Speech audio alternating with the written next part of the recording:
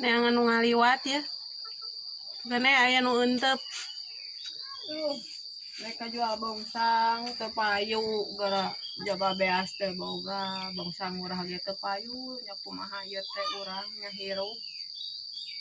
Nya atuh da mamah manga warung mah susah jeung susah wae Bisa piraki. diripu jaba ngadaguan Bang Emok engke isupan ku mamayana Gusti Allah. Jaba salaki digawe can dibayar.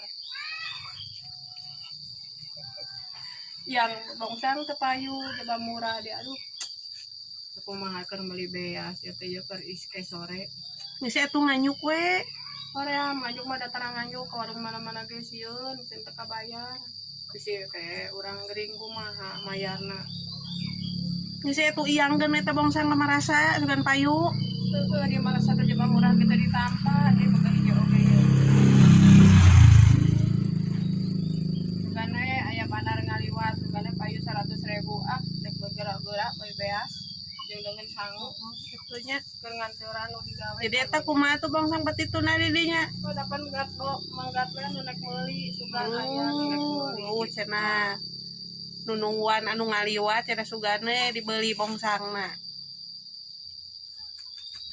Coba kampung urung sieun aya hujan gede teh sok karareueung galeumpeur mata karoncan tuur.